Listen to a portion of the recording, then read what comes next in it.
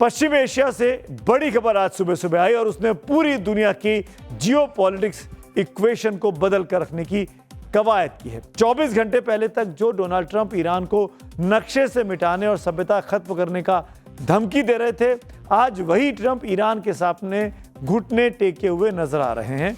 जी हाँ, इसे सरेंडर कहिए या मजबूरी, लेकिन सच यही है कि ईरान ने अमेरिका की आंखों में आंखें डालकर अपनी शर्तें मनवा ली हैं।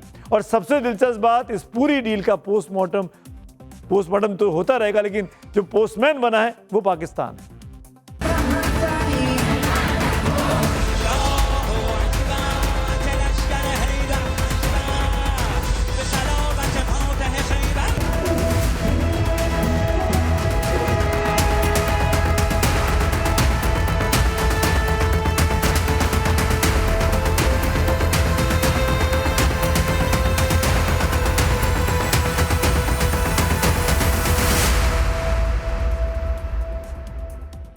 ईरान में पिछले 40 दिनों से चल रही जंग की आग ठंडी पड़ रही है।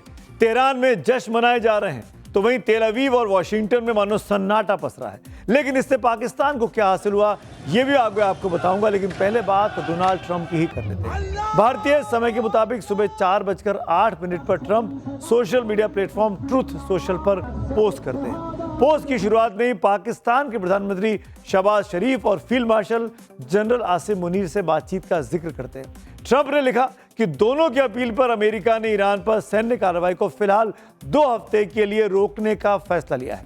साथ ही इस पोस्ट में ट्रंप ने यह स्वीकार किया कि उन्हें पाकिस्तान के जरिए ईरान का 10 सूत्री प्रस्ताव मिला है और इस पर बात जारी है। ट्रंप के पोस्ट के थोड़ी देर बाद सुबह 4:41 पर ईरान के विदेश मंत्री सैयद अब्बास अराक्ची ने एक्स पर ईरान के सुप्रीम नेशनल सिक्योरिटी काउंसिल का रिजोल्यूशन पोस्ट कर दिया। यहां भी सबसे पहले शहबाज शरीफ और जनरल आसिम मुनीर को धन्यवाद दिया गया। साथ ही पोस्ट में इस बात का जिक्र था कि अमेरिका द्वारा ईरान के 10 सूत्रीय प्रस्ताव को बातचीत का आधार मानने के बाद सीज फायर पर सहमति बन गई है। ईरानी विदेश मंत्री अराक्ची के पोस्ट के बाद पाकिस्तान के प्रधानमंत्री शहबाज शरीफ ने सुबह 5:20 पर एक्स पर पोस्ट किया। इसमें शहबाज शरीफ ने एक तरह से यह ऐलान किया कि ईरान और अमेरिका अपने सहयोगियों के साथ मिलकर तत्काल युद्ध विराम यानी इमीडिएट सीज फायर के लिए सहमत है। शहबाज शरीफ ने अपने पोस्ट में यह भी साफ किया कि सीज फायर केवल ईरान तक सीमित नहीं है, बल्कि लेबनान और दूसरे तमाम मोर्चों पर भी तुरंत प्रभाव से लागू होगा। ये एक शर्त थी ईरान की। शहबाज ने दोनों देशों के डेलीगेशन को 10 अप्रैल यानी परसों इस्लामाबाद आने का न्योता दिया है, ताकि विवादों के स्थायी समाधान के लिए अंतिम दौर की बातचीत आमने सामने बैठकर हो सके। दुनिया दंग है, कल तक वॉर क्राइम की धमकियां देने वाले ट्रंप के सुर आज सुबह अचानक कैसे बदल गए। अब आपको ईरान की वो 10 शर्तें बता दूं जिसने अमेरिका को बैकफुट पर धकेला। पहली शर्त नो अग्रेशन की है, गारंटी, यानी अमेरिका लिखित में दे कि वो कभी ईरान की तरफ आंख उठाकर नहीं देखेगा। दूसरी शर्त, दुनिया की लाइफलाइन कहे जाने वाले स्ट्रेट ऑफ हॉर्मुज पर सिर्फ ईरान का कंट्रोल रहेगा। तीसरी शर्त, यूरेनियम एनरिचमेंट ईरान का हक है और अमेरिका को इसे स्वीकार करना ही होगा। चौथी और पांचवी शर्त है कि प्राइमरी हो या सेकेंडरी, ईरान की गर्दन पर कसे तमाम अमेरिकी प्रतिबंधों को तुरंत हटाना होगा। छठी और सातवीं शर्त यह कि संयुक्त राष्ट्र सुरक्षा परिषद और इंटरनेशनल एटॉमिक एनर्जी एजेंसी यानी IAEA के तमाम पुराने प्रस्तावों को रद्द करना होगा। आठवीं शर्त यह कि ईरान को जो आर्थिक नुकसान हुआ इस जंग में, उसकी भरपाई के लिए अमेरिका को कंपनसेशन देना होगा। नौवीं शर्त यह कि खाड़ी के इलाके से अमेरिकी कॉम्बैट फोर्स को बाहर निकलना होगा। इतने ही नहीं, 10वीं शर्त में ईरान ने यह साफ कह दिया कि लेबनान से लेकर हर फ्रंट पर जंग रुकनी चाहिए, साथ ही इस्लामिक रेजिस्टेंस के योद्धाओं पर हमले बंद होने चाहिए, यानी हुती, हिजबुल्ला और हमास पर।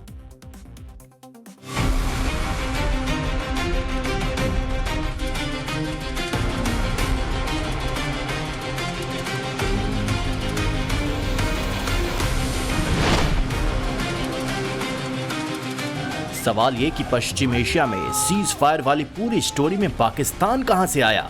दरअसल ईरान ने अपना डिमांड लेटर सीधे अमेरिका को नहीं थमाया, बल्कि इसके लिए पाकिस्तान को अपना माध्यम बनाया। पाकिस्तान के पीएम शहबाज शरीफ की माने तो अब ईरान के 10 डिमांड पर अब इस्लामाबाद में सभी पक्षों की आमने सामने मीटिंग होगी।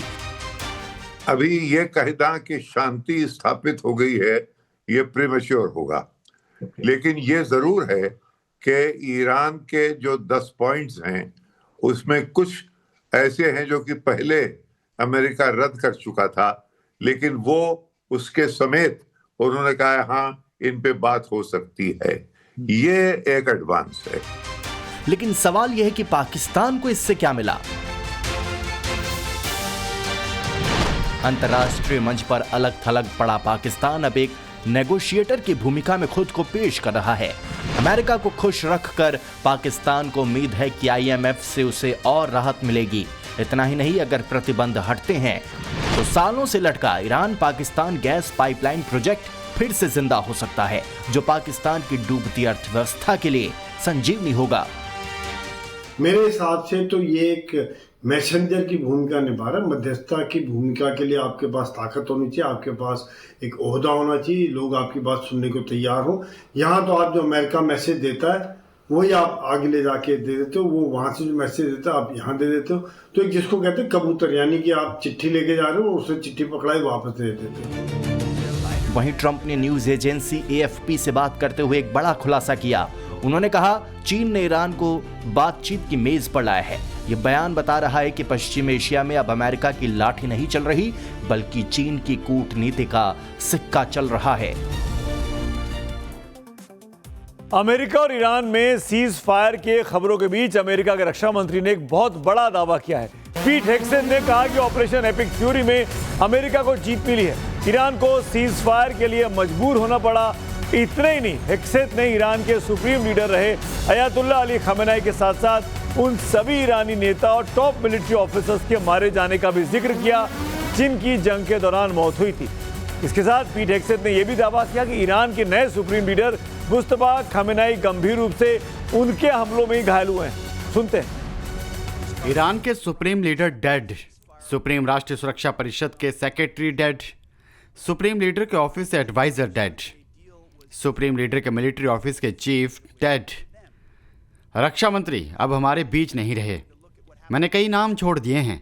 ईरान के नए सुप्रीम लीडर गंभीर रूप से घायल हैं। इधर अमेरिका के भीतर ही ट्रंप की घेराबंदी भी शुरू हो गई है। जहां ट्रंप प्रशासन ईरान को हराने की बातें कर रहा है, वहां ट्रंप का क्या हाल है वो भी जान लीजिए।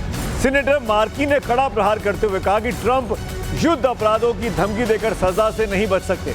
सीनेटर मार्की ने ईरान के साथ सीज फायर का स्वागत तो किया, लेकिन उन्होंने अमेरिकी संसद का सत्र बुलाने और ट्रंप पर महाअभियोग चलाने की मांग कर दी। डोनाल्ड ट्रंप के सीज फायर वाले पोस्ट के करीब 9 घंटे बाद इजरायली डिफेंस फोर्सेज ने ऐलान किया कि राजनीतिक नेतृत्व के निर्देश पर ईरान के खिलाफ ऑपरेशन में फायरिंग पूरी तरह बंद कर दी गई है। IDF के इसी पोस्ट में एक ऐसी लाइन छिपी है जो इस सीज फायर की असलियत बयान भी करती है।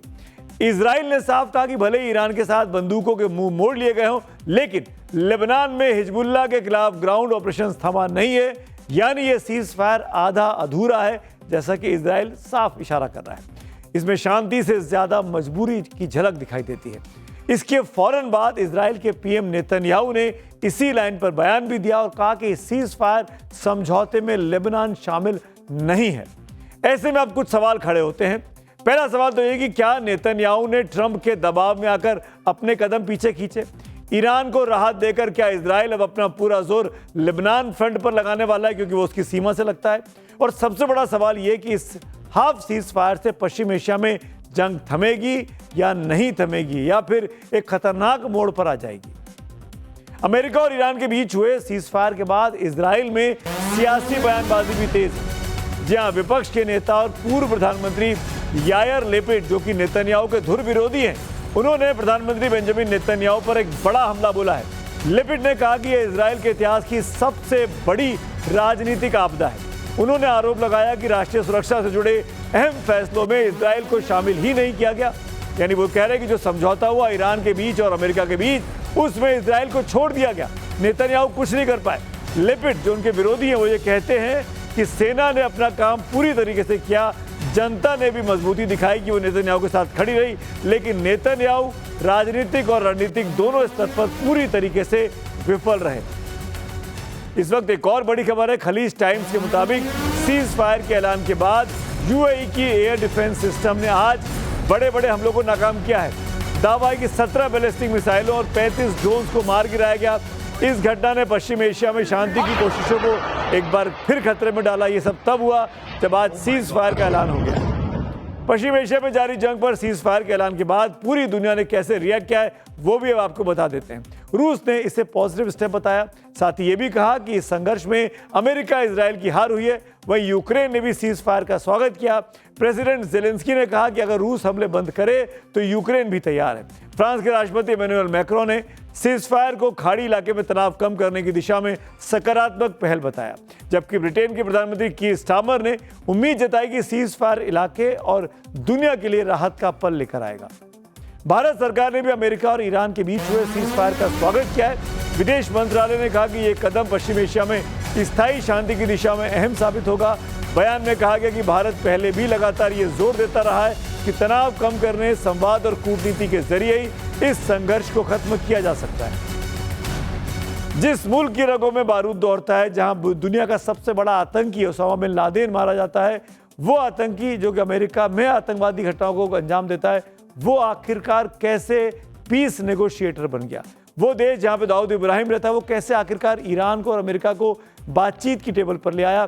अब इसको लेकर सवाल खड़े हो रहे हैं कि आखिरकार पाकिस्तान का इस पीस प्रोसेस में क्या काम हो सकता है। अगर ये युद्ध रोकने में भारत कामयाब हो जाता तो आज दुनिया में भारत का स्थान विश्व गुरु में माना जाता और रखा जाता।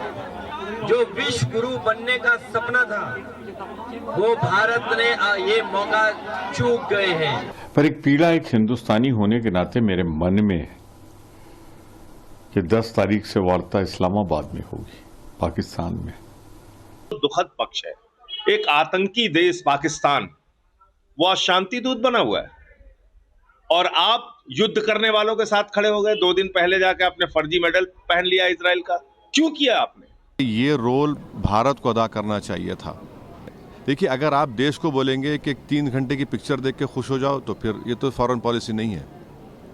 जो बीजेपी एक पिक्चर को प्रमोट कर रही है फॉरेन पॉलिसी के तौर पर, ये फॉरेन पॉलिसी होगी आपकी। और इसमें जो पाकिस्तान का रोल है उसको हम इग्नोर नहीं कर सकते हैं, क्योंकि पाकिस्तान ने इस वक्त सालिसी करके, मीडिएट करके दुनिया को एक तीसरी जंग से बचाया है। कांग्रेसी को तो पाकिस्तान का गुणगान करने का मौका मिलना चाहिए, वो चूकते नहीं है। ऐसा लग रहा है कि पाकिस्तान के तर्जमान हो गए हैं कांग्रेसी, ये बहुत दुर्भाग्यपूर्ण है।